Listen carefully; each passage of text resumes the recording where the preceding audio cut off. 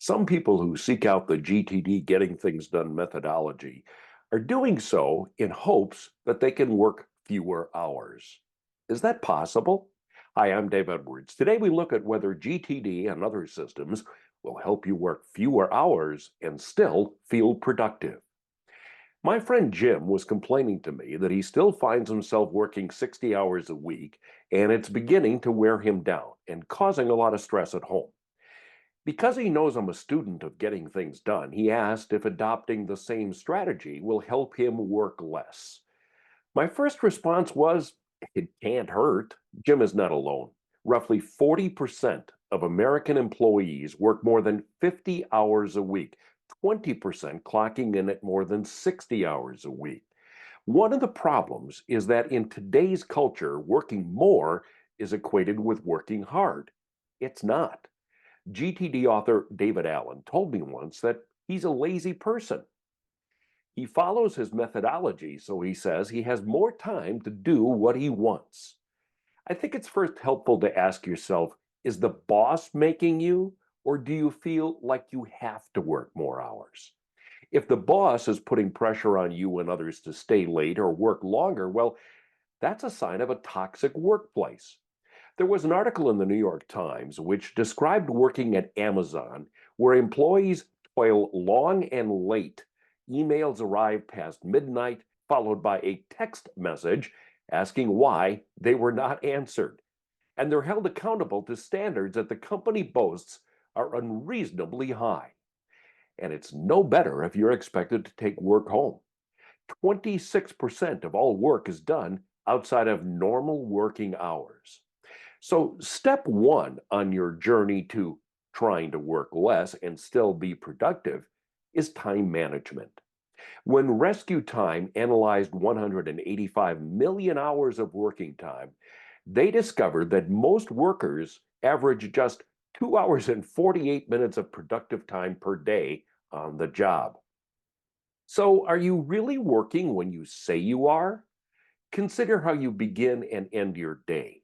What does the first hour of your day look like? Does it take a while for you to get started? I mean, it's okay to get that cup of coffee and discuss last night's game with a colleague, but that shouldn't be more than a few minutes. The longer it takes to get started on your work of the day, the harder it's going to be. What does the last hour of your workday look like? Do you go home when you complete the tasks you plan to work on? Or do you head out when you're just totally exhausted? Once you get control over the beginning and end of your day, I suggest you set a target number of hours you want to work. If you're used to working 60 hours a week, it won't be easy to cut down to 40. So start with 50, then 45, then get to 40. If you have too much work, ask for help or have an honest discussion with your boss. Tell her you can't do your best work if you continue to be that overloaded.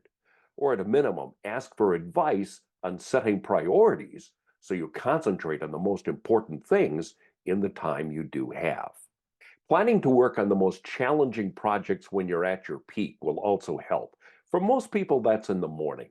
But I also suggest that you front load your week, planning to work on more things in the first part of the week. That'll help when emergencies or new issues arise as the week goes on. Plus, that means you're more likely to be able to wrap up on time on Fridays without having to take a lot of work home. A few other things to try: take breaks. Studies have shown that taking short breaks throughout the day can boost productivity. You'll feel fresher longer. Eliminate distractions. Turn off notifications on your phone or your computer and find a quiet space to work in order to minimize distractions.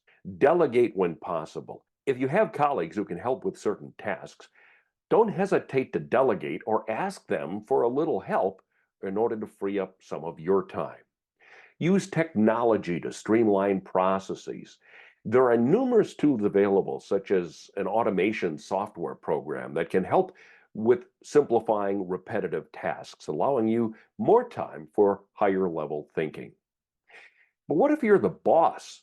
Are you subtly, or maybe not so subtly, encouraging your employees to work longer hours? Know this: the countries with the highest average working hours are also the ones with the lowest productivity. And those where workdays are the shortest are the most productive. Well, there's also studies that say that companies that impose their employees' daily working hours are also less productive. Lots to think about.